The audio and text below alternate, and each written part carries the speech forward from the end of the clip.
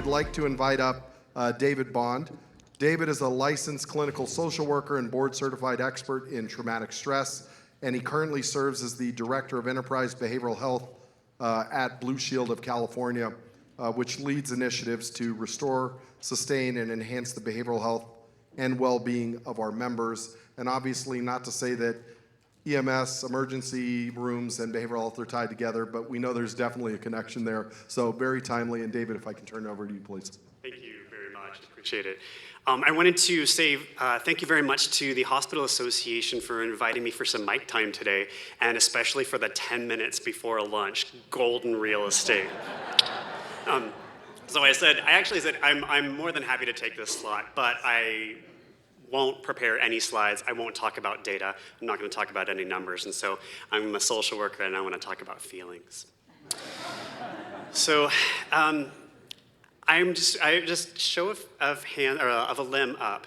How many of you have a background with any training in healthcare or mental health? Okay. How many of you are in the business of healthcare or mental health? Okay.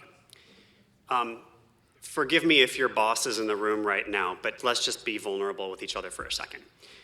How many of you and be honest, how many of you in the last 4 weeks have woken up in the morning and at least one day, thanks. At least one day in the last 4 weeks woke up in the morning and thought, I really don't feel like doing my job today. Yeah. Many of you tell the truth, and some of you are a little bit fraudulent out there. So I've been a social worker for 23 years, and I grew up, I got bullied a lot as a kid, and I thought nobody should be treated this way. And I went to USC, and I started studying psychology. This was actually, I studied international relations and psychology, and I was taking an international relations coursework, and it was about negotiation tactics. And it was really about this exercise of find out what's important to people, join with them, and convince them that making the decision you want them to make is actually aligned with what's important to them. I was like, well, it sounds kind of manipulative, right? But I was like, well, it's really fascinating. And then you found really understanding what's important to other people and joining with that and legitimately finding, well, the thing that's important to you is also important to me, and here's the decision that I think is going to meet both of our goals. That was a really powerful thing. So then I started getting into psychology, and that was really fascinating. And this whole concept of well, I do want to make the world a better place led me into a master's degree in social work. So it's interesting too, right out of social work school, I found myself working predominantly with children, and I was a therapist in a hospital in Los Angeles County for a few years, and then I got licensed and I went down to Rady. I was at Rady Children's Hospital for 9 years. And it's interesting when you're at a cocktail party and you reveal to someone, well, that's not even a cocktail party, let's just say any parent, anywhere, and you reveal to someone that you're a child psychotherapist, one of two things happens. One, they start telling you all the things that are wrong with their kid. Or two, they start kind of hiding their children from you. And it's you have to reassure people. It's don't worry, I'm not assessing your child. I'm judging your parenting. So I think the point of it, though, is so I was a child therapist for a while, and then I transitioned into administrative roles, and I started running psychosocial development programs throughout San Diego County for high school students, in the juvenile detention facilities and in high schools and in the hospital proper. And one of the biggest programs was a healthcare career pipeline program for high school students, where we went to City Heights, and we went to high schools where we had the children experiencing the highest levels of poverty and disadvantage, and we were talking to refugee communities. And not only yes, college is a possibility for you, but a career in healthcare is a possibility for you. And a lot of these you don't even have to go to university for. And wow, it's really how are we building this pipeline? What an amazing thing. And then I was you'll find when you get into these passion jobs, it's more passion just kind of keeps finding you. So then I had an opportunity, I don't know if you're familiar with the Trevor Project. It's a national organization for suicide prevention and crisis intervention for LGBTQ young people. So they kind of came and got me, and they're like, come and do this program. So for about 5 years, I was the vice president for programs for the Trevor Project. So we ran crisis services, the education program, and government affairs, and creating research program. So two things, the reason that I'm mentioning this is not, I'm not looking for a job right now.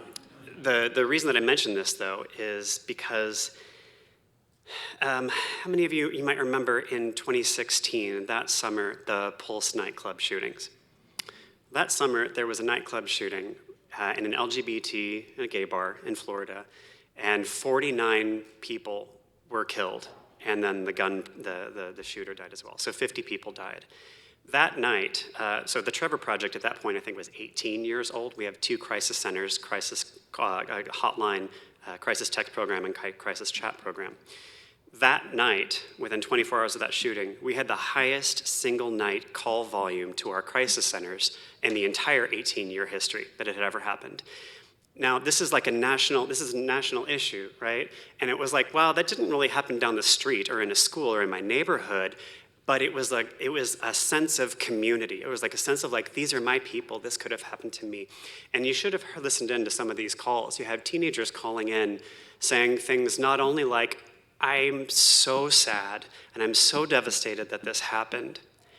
And my parents were watching the news and they said, yeah, they deserved it.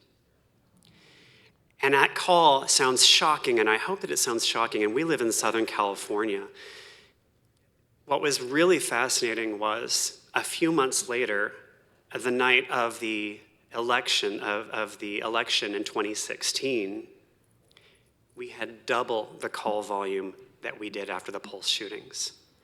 Now, I'm not going to say that that presidential election caused that many more people to become suicidal or think about killing themselves, but there was a level of emotional distress that was so intense, and people had no one else to talk to, that they had to call a hotline to talk to someone about what was going on for them.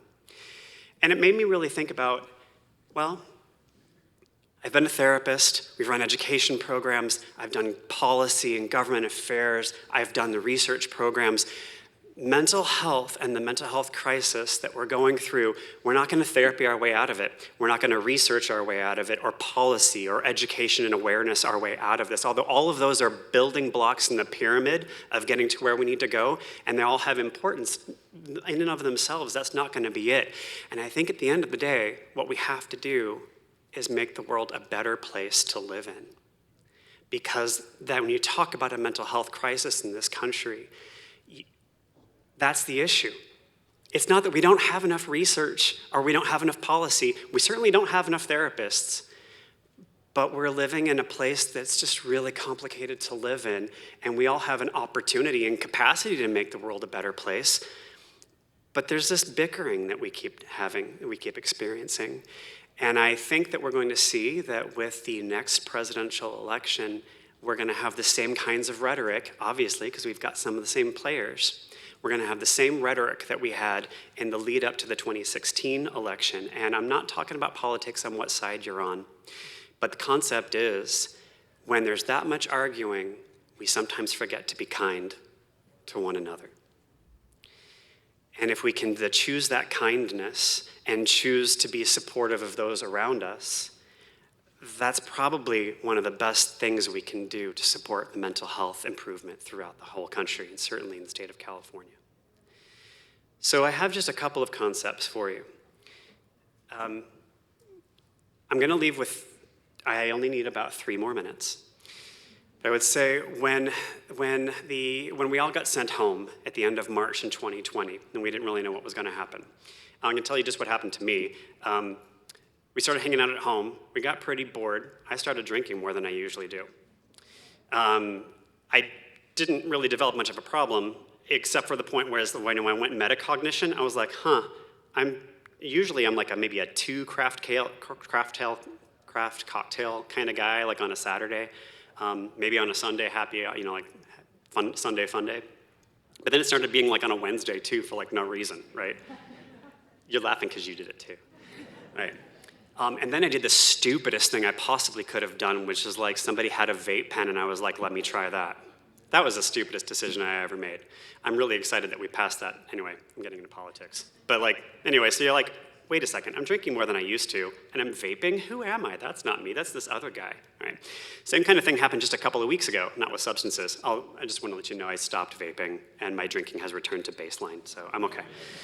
But I will say, we had a Department of Managed Healthcare audit at Blue Shield a couple of weeks ago, and it was 2 Fridays ago, and I was finished with work, I was finished with my week, and I had come down and I was looking at my computer, and my husband comes down, and he asked me what I wanted for dinner, and I had an idea, and he didn't want to do that.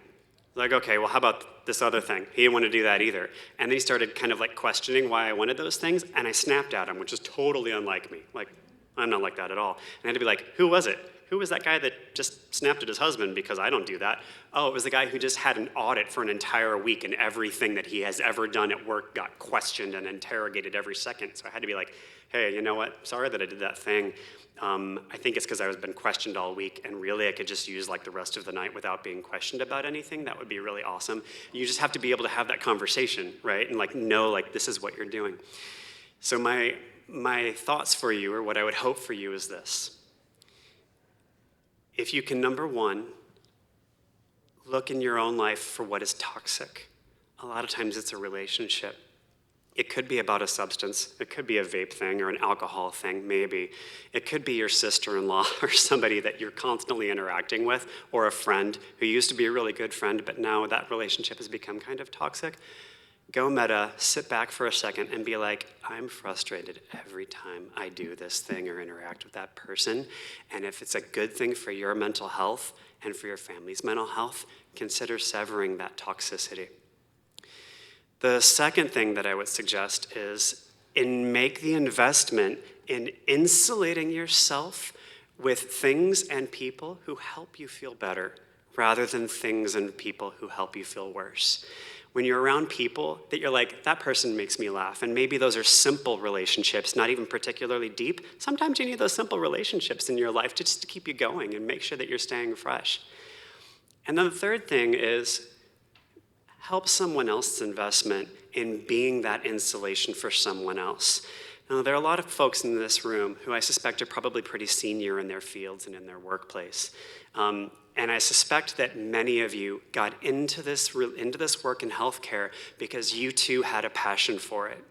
That you too said, probably part of me being a good person is helping other people to be healthy and to help alleviate the pain and suffering of other people that exist around me. And that's probably true. And it's also probably true that oftentimes, particularly in the last 2 years, as was pointed out, that we forget that that's what drives us and what makes us passionate and about what helps us to do a good job. And what sometimes that frustration about not being successful or not achieving our goals or not complying with all of the regulations 100% of the time because we're trying really hard but things just aren't working out as well, that whole point of you can be that human being who comes to work, not just the employee, not just the boss, not just the CEO or the supervisor or the nurse or the doctor, but you can also remember to bring that human being to work. And you can be someone who says, dude, you okay? How are you doing? On a legitimate, I care about the human being in me. The human being in me cares about the human being in you, getting a little namaste on you. But it's like, don't forget about that. Bring that person to work. It is good for workplace morale. It's good for workplace mental health. And when you have a healthy healthcare system filled with healthcare workers who remember to take care of themselves, we're going to do much better for our patients, our members, our clients, and the world around us. Thank you so much, and enjoy the rest of your lunch.